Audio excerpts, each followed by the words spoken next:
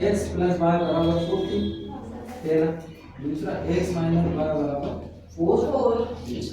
तो अपन को या तो प्रतिस्थापन से या फिर विलोपन, दोनों में इसमें कोई मेथड बोली नहीं है, कौन सी मेथड से सॉल्व करना है। चलो अपन इसको सब्स्टिट्यूशन प्रतिस्थापन से करते हैं। तो सब्स्टिट्यूशन से सोल्व करते हैं। इसमें क्या होता है, किसी एक में से तीसरी इक्वेशन बना लो। तो मान लो अपन ने सेकंड वाली में तीसरी बना ली, x की वैल्यू x बराबर ये, वो तो पूरी ये प्लस में था, उस तरफ माइनस में था, उस तरफ प्लस में। ये कौन सी बन गई आपकी? अब क्या करोगे आप? इंग्लिश वाली करोगे, तीसरी इक्वेशन को पहली में रखने पर, है ना, इंग्लिश वाली करोगे पुट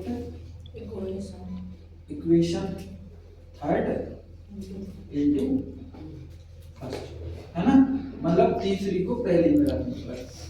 तो पहली आपकी है कौन सी? x प्लस वाई बराबर 40, ठीक है। इसमें वैल्यू पुट करोगे x की, तो x की जगह 4 प्लस वाई, x की जगह 4 प्लस वाई, और बीच में कौन सा साइन? प्लस वाई बराबर 14। अब देखो बाय बाय जुड़ जाएंगे कितनी बार? 2 बार, और ये प्लस में था उस तरफ जाएगा तो 2 बाय इक्वल टू 10, है ना, 2 बाय इक्वल टू 10।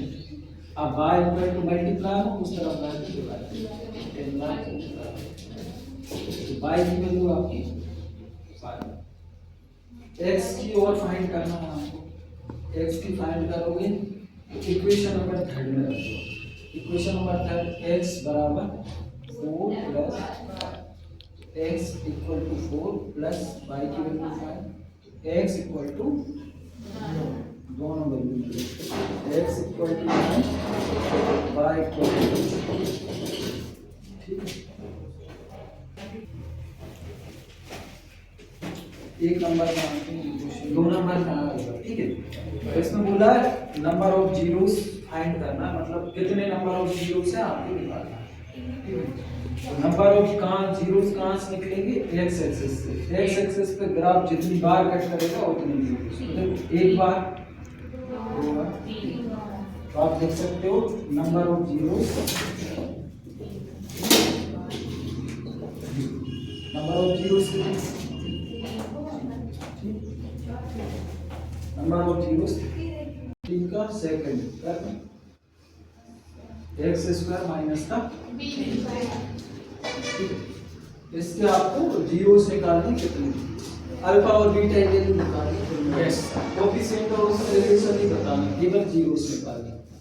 तो इसका अपन ने एक सिंपल मेथड बताया था, यहाँ से इसको लिख सकते हो x, इसको उस स्क्वायर बराबर उस तरफ ले गए तो प्लस का 3 होगा, ठीक है।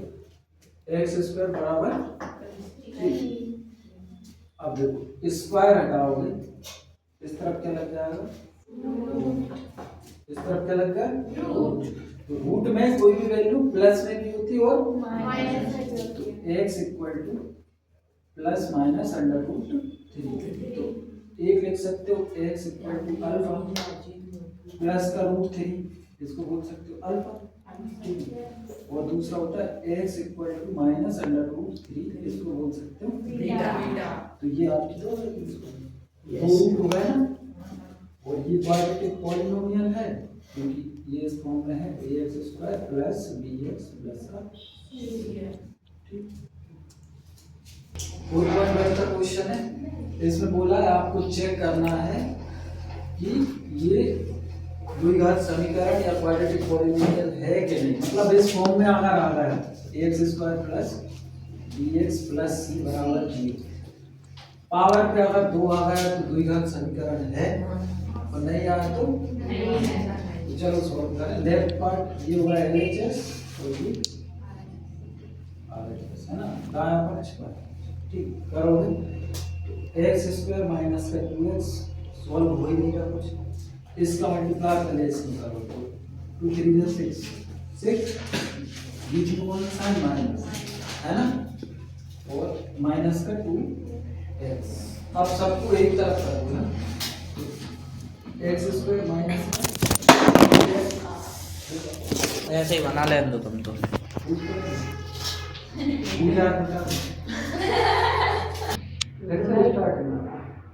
अब वो चिकनो जीस लेना, इसको चेक करना, बताना है कि ये द्विघात समीकरण है कि नहीं, मतलब क्वाड्रेटिक पॉलिनोमियल है। तो ये लेफ्ट हैंड और ये राइट हैंड दोनों सोल्व करोगे तो x स्क्वायर माइनस 2x बराबर, तो इसको सोल्व करोगे 2 का मल्टीप्लाई पहले 6 में 6, फिर बीच में माइनस का साइन, फिर 2 से x कर दो 2। अब सोल्व करोगे क्या होगा, x स्क्वायर माइनस का 2x, इनको इस तरफ लाओगे बराबर के साइन चेंज हो जाएगा, जो प्लस में वो माइनस में, तो माइनस का 6 और प्लस का 2x बराबर 0। तो देखो ये प्लस का 2x, ये माइनस का, प्लस माइनस से कैंसिल, ठीक है बचा x स्क्वायर माइनस का 6 बराबर 0। तो देखो इसकी पावर पे 2 है, ये इस फॉर्म में है, x square plus bx plus c। तो ये क्वाड्रेटिक पॉलिनोमियल है, मतलब द्विघात समीकरण है। तो आप लिख सकते हो yes it is quadratic equation, ठीक है, ये एक द्विघात समीकरण है, ठीक है। क्वेश्चन में बोला गया है find the discriminant of quadratic equation, है ना, इसको b की वैल्यू के अकॉर्डिंग अपन को सॉल्व करना है, ठीक है।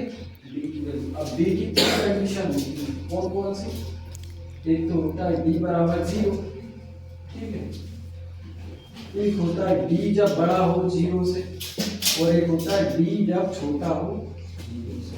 अब तीनों कंडीशन में क्या होता है, इसमें तो मूल 2 होंगे, यह रहेगा आपको द्विघात समीकरण, इसमें मूल कितने रहेंगे 2 लेकिन एक जैसे, ठीक है, और d जब बड़ा हो तब भी मूल कितने रहेंगे 2, कितने 2 लेकिन अलग अलग, और जब d छोटा होगा ऐसे 0 से, d 0 छोटा कब होगा जब वैल्यू माइनस में पहुंच जाएगा, माइनस में पहुंचेगी तब छोटी, तो इसके कोई मूल ही नहीं होगा, केवल d निकालना।